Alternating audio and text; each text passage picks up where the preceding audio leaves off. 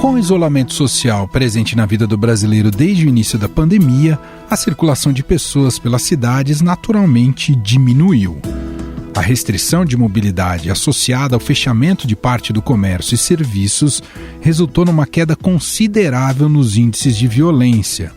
O setor de inteligência do governo chegou a traçar alguns cenários de descontrole social, com ocorrência de ondas de saques até em hospitais.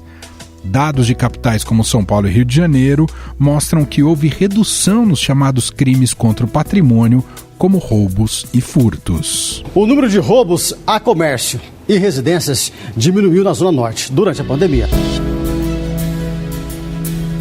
No caso do estado de São Paulo, os crimes violentos caíram em 99 dos 139 municípios paulistas, segundo o Índice de Exposição à Criminalidade Violenta, que é elaborado pelo Instituto Sou da Paz, com base nos registros de roubos, estupros e homicídios em cidades com mais de 50 mil habitantes. Esses números se referem ao primeiro semestre deste ano, de 2020, em comparação com o mesmo período de 2019. No entanto, o indicador que contabiliza os assassinatos aumentou. Foram pelo menos 18 disparos. O que era para ser uma abordagem de rotina terminou com 4 mortos. O estado de São Paulo somou 1.522 vítimas de homicídio nos 6 primeiros meses do ano, o que representou a primeira alta semestral em 7 anos. E para entender melhor esses dados, eu converso agora com a diretora executiva do Instituto Sou da Paz, Carolina Ricardo. Tudo bem, Carolina? Obrigado por nos atender. Tudo jóia, eu que agradeço o convite. A gente observa, claro, de uma maneira mais geral, né, a queda desse índice em 71% das cidades do estado, das cidades analisadas do estado de São Paulo. A gente pode colocar na conta da pandemia, Carolina?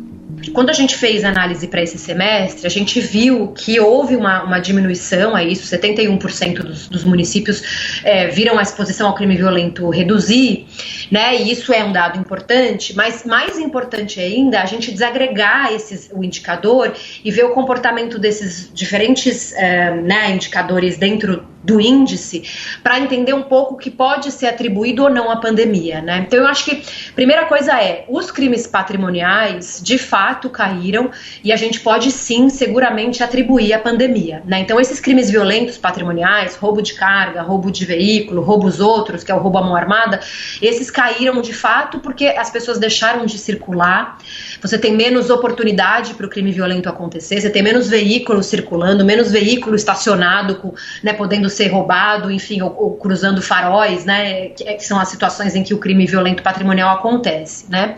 Por outro lado, um outro indicador que diminuiu também em função da pandemia foi o indicador de estupro. Mas olha como é interessante, a gente precisa analisar com cuidado esses dados, né? Quando a gente olha historicamente a série anual até 2019, o indicador de estupro vinha subindo. E o estupro é um crime que tem muita subnotificação, né? Você tem dificuldade, você sabe que 70% mais ou menos dos estupros são praticados contra crianças ou adolescentes que não conseguem fazer a denúncia. Às vezes as mulheres que são vítimas têm problemas e medo para denunciar. Então é um crime que tem subnotificação. E ele vinha crescendo.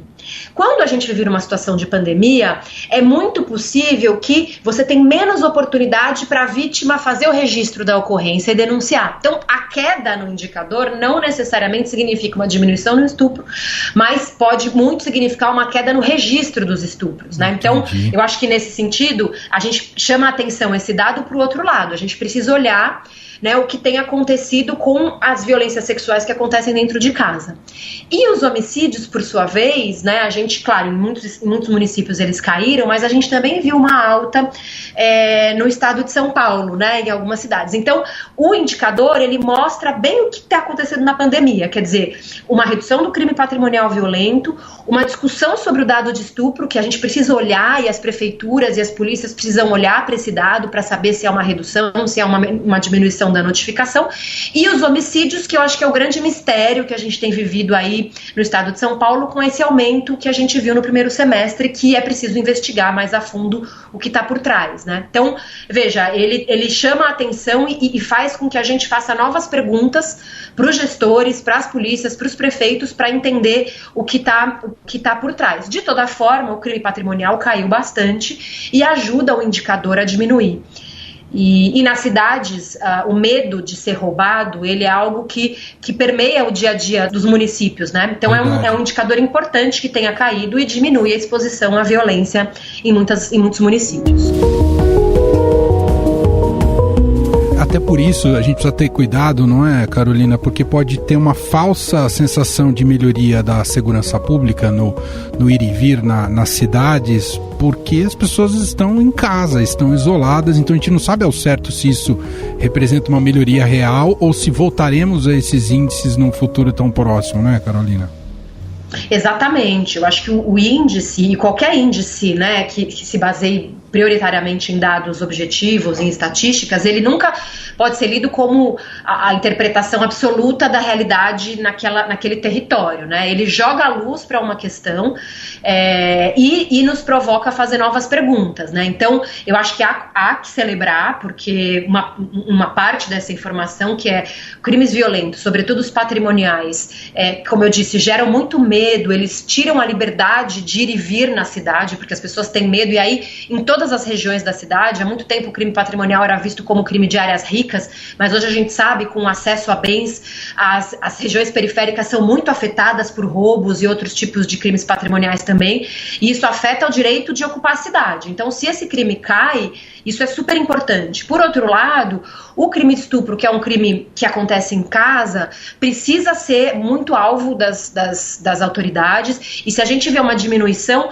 não é só celebrar, porque eu acho que esse é um caso, é preciso investigar e saber como é que estão os registros nas delegacias, os BOs por delegacia eletrônica estão sendo feitos, os serviços de saúde municipal, de educação e assistência social que conseguem acessar melhor as vítimas, têm trabalhado, têm conseguido chegar nessas famílias para a gente entender o que está por trás dessa queda dos estupros. E os homicídios, quer dizer, está distribuído de forma muito diferente nos municípios, parte deles viveu um aumento, e aí a gente precisa de fato entender, esclarecer, investigar esses homicídios para saber o que está por trás, como é que a gente diminui, né? Então, eu acho que ele joga a luz com mais descentralização para que cada cidade que tiver interesse poder se debruçar e a fundo nessa questão da exposição à violência, buscar entender e, sobretudo, buscar implementar ações para combater esses problemas identificados, né? Então não é só celebrar e nem só criticar, ele é um subsídio para a gente mergulhar mais a fundo e o gestor se comprometer a entender melhor e procurar soluções para os problemas de violência nas suas cidades.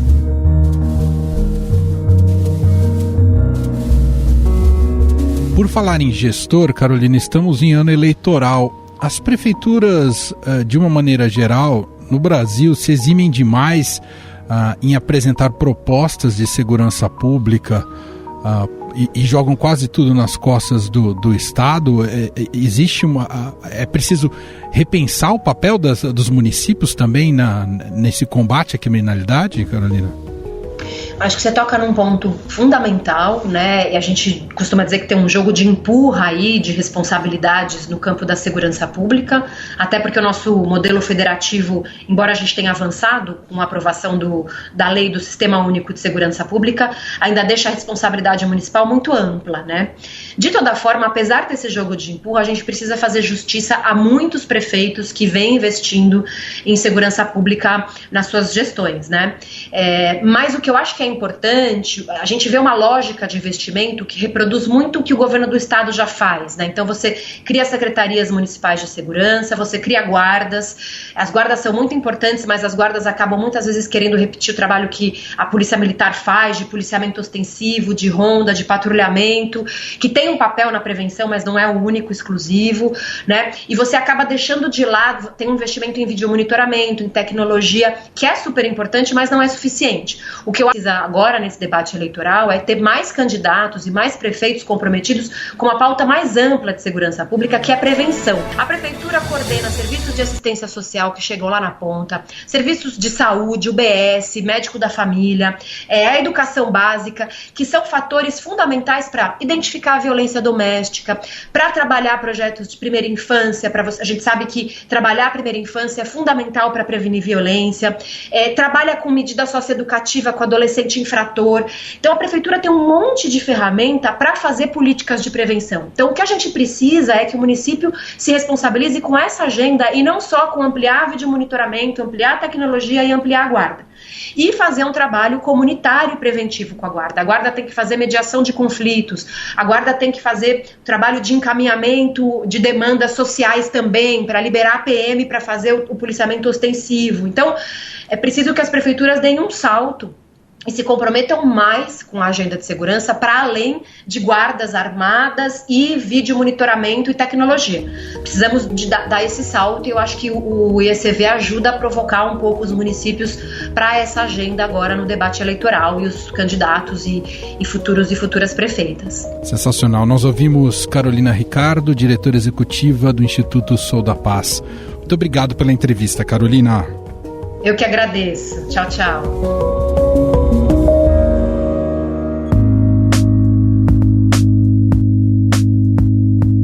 No Rio de Janeiro, dados do Instituto de Segurança Pública mostram que os roubos de rua tiveram uma queda de 52% em todo o estado em março de 2020 em relação ao mesmo mês em 2019. A mesma tendência foi observada em relação aos roubos de carros, com queda de 36%, com redução de 46%. As oficinas do crime funcionavam nas comunidades da zona norte do Rio. Os carros roubados eram modificados e preparados para venda. Outros crimes, como homicídio culposo, lesão corporal dolosa e estupro, também caíram. Mas foi a diminuição do número de mortes ocasionadas por policiais que chamou a atenção. Em decisão liminar, o ministro afirmou que as operações só deverão ocorrer em hipóteses absolutamente excepcionais que devem ser justificadas por escrito pela autoridade competente, com comunicação imediata ao Ministério Público. Desde que o ministro do Supremo Tribunal Federal, Edson Fachin, decidiu só permitir operações policiais durante a pandemia em hipóteses absolutamente excepcionais em comunidades, a queda chegou a 73%, o que representa o menor número desde dezembro de 2015. Aqui considerados óbitos de civis e policiais. Especificamente o número de policiais em óbito caiu pela metade durante esse período. Nesta segunda-feira, o Supremo impôs mais restrições à atuação da Polícia Militar do Rio. Entre as medidas estão restringir operações em locais próximos a escolas, creches, hospitais ou postos de saúde. No caso de envolvimento de policiais em crimes, o Ministério Público deve realizar a investigação e agentes de segurança deverão preservar todos os vestígios de crimes cometidos durante as operações. E é sobre isso que converso agora com o sociólogo Inácio Cano. Ele é coordenador do Laboratório de Análise da Violência da Universidade do Estado do Rio de Janeiro. Tudo bem, Inácio? Obrigado por nos atender. Não é nada. Inácio, a gente vem observando em vários índices que estão saindo, né, que um pouco mostram como a criminalidade se comportou nas cidades, nos estados, nos municípios nesse primeiro semestre. Saiu nessa segunda-feira também sobre cidades acima de 50 mil habitantes aqui no estado de São Paulo. Já temos também alguns números, algumas estatísticas relacionadas ao Rio de Janeiro. De uma maneira geral, se mostra que a pandemia teve um efeito sobre a criminalidade e a queda da criminalidade. Como é que a gente deve interpretar isso? É algo simplesmente passageiro, porque as pessoas ficaram mais em casa? Sim, provavelmente, infelizmente, deve ser algo passageiro, né? No mundo inteiro, os índices de criminalidade têm caído porque as pessoas não estão expostas, as pessoas ficam em casa, não circulam, e dessa forma as oportunidades para cometerem crimes são muito mais reduzidas. O que tende a aumentar é a criminalidade que acontece dentro de casa, sobretudo a violência de gênero. Mas pela mesma dificuldade de ir denunciar, os números em geral, os registros oficiais não refletem esse problema. Então, no mundo inteiro, o que a gente vem observando é uma queda pronunciada da criminalidade, dos homicídios, roubos, etc., durante o período de confinamento. Na medida que esse período passar no Brasil, muito provavelmente a situação voltará ao patamar anterior, com o risco adicional de que as dificuldades econômicas, né, no Brasil podem levar a um aumento de alguns tipos de crimes. Então, a gente tem que se preparar primeiro para uma volta ao patamar anterior e depois, em alguns casos, dependendo das condições, talvez até um pequeno aumento em alguns tipos de crimes. Como é que o senhor observa e que leitura o senhor faz sobre essa decisão do Supremo Tribunal Federal, né, de só permitir operações policiais durante a pandemia, no caso do Rio de Janeiro, em hipóteses absolutamente excepcionais? Porque isso representou uma queda substancial no número de mortes dos policiais. Isso, como é que a gente deve olhar para esse número? Um número de queda de mais de 70%. Também não quer necessariamente significar uma melhoria, Inácio? Com certeza é uma melhoria na redução dessa letalidade policial que no Rio de Janeiro é absurdamente elevada. Mas o governador do Rio de Janeiro foi eleito com um programa de extermínio, um programa para atirar na cabecinha, para matar o máximo número de pessoas, de suspeitos possível. Então, o Supremo Tribunal Federal vem colocar um limite nessa política no momento de pandemia, onde a prioridade do poder público deveria ser preservar a vida das pessoas e não continuar provocando confrontos armados, dificultando a assistência nas comunidades e gerando vítimas. Mas, infelizmente, esse é o projeto político que hoje vigora no Rio. É, inclusive, uma ironia, né, que o Supremo Tribunal Federal tenha que, digamos, invadir uma competência que é uma competência dos estados, uma competência do executivo, mas é tal o nível de insanidade que o Supremo aqui, como em outras áreas, acaba invadindo competências do executivo para tentar colocar um limite a essa atuação. Outro elemento importante é que o Brasil foi condenado pela Corte Interamericana de Direitos Humanos na sentença de Nova Brasília, alguns anos atrás, e essa sentença determina, primeiro, que o Brasil tem que publicar relatórios anuais de letalidade, coisa que o Brasil não faz, e determina que o Estado do Rio de Janeiro tem que apresentar um plano de redução da letalidade policial. Longe disso, o Estado do Rio de Janeiro vem incentivando e estimulando a letalidade policial. Outra grande ironia é que entre o Supremo para coibir, para limitar uma atuação do Executivo do Rio, quando o próprio Ministério Público do Rio de Janeiro não consegue intervir, atuar, e tem que ser o Supremo por cima que vem atuar como fiscal da lei no Rio, já que o Ministério Público, infelizmente, é incapaz de desempenhar esse papel que é constitucionalmente seu. Por outro lado, Inácio, a Polícia Militar no Rio critica essa decisão do Supremo e diz que isso pode representar uma disputa maior por território nessas comunidades e nas favelas. O que o senhor acha desse posicionamento da polícia? Olha, o que a polícia faz tradicionalmente, especialmente nesse governo, é incentivar os confrontos. Não é que eles vão lá para interromper confrontos, às vezes acontece também, mas muitas vezes é a entrada da polícia que provoca confronto.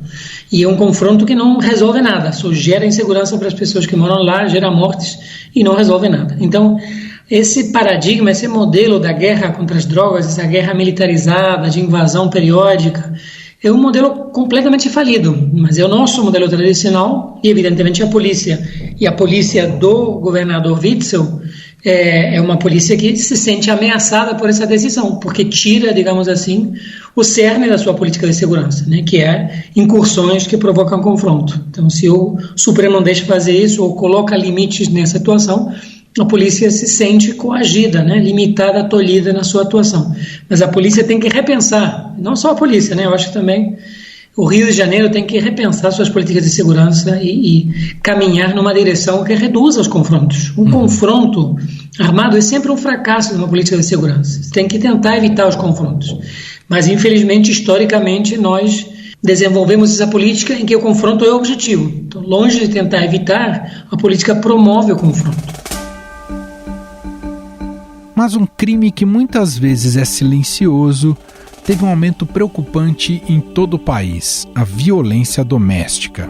Dados do Ministério da Mulher, da Família e dos Direitos Humanos mostram que as denúncias pelo canal 180 aumentaram mais de 40% se comparado ao mesmo período do ano passado. Em outros países, por aqui, o número de denúncias em razão do confinamento já aumentou. Uma das razões é que, isolada do convívio social, a vítima fica refém do agressor e impedida de fazer um boletim de ocorrência na delegacia.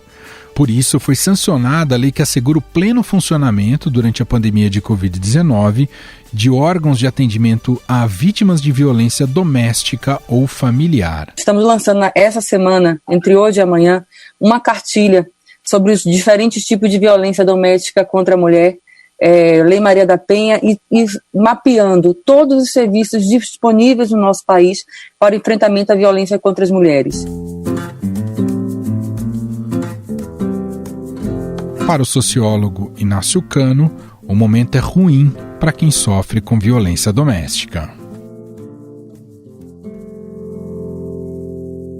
É muito difícil, especialmente nesse cenário, né? Onde as pessoas ficam em casa, onde as pessoas então não podem denunciar, onde a saída das pessoas para outro lugar mais seguro é mais difícil. Então, é o pior momento para combater a violência doméstica, fora também o aumento da exposição, né? Porque as pessoas passam mais tempo juntas e a chance de atrito aumenta. Então, a forma de combater é promover aplicativos de celular e algum outro tipo de mecanismo que permita as mulheres denunciarem os abusos domésticos e procurar, sobretudo, a saída para um espaço seguro, né? Então, o poder público, já acontece em alguns países, está dando prioridade a essas denúncias num momento como esse, justamente para resgatar pessoas, mulheres, que são submetidas à agressão, num momento em que a saída de casa para procurar outro lugar se torna mais difícil. Então tem que promover abrigos e tem que promover mecanismos de denúncia que sejam seguros para as vítimas e que não coloquem elas num risco maior. Estadão Notícias. O Estadão Notícias desta terça-feira vai ficando por aqui. Contou com a apresentação minha, Emanuel Bonfim, produção de Gustavo Lopes e montagem de Moacir Biasi. Diretor de jornalismo do Grupo Estado é João Fábio Caminuto. Para mandar o seu comentário aqui para a gente, o nosso e-mail é podcast@estadão.com. Um abraço para você e até mais. Estadão Notícias.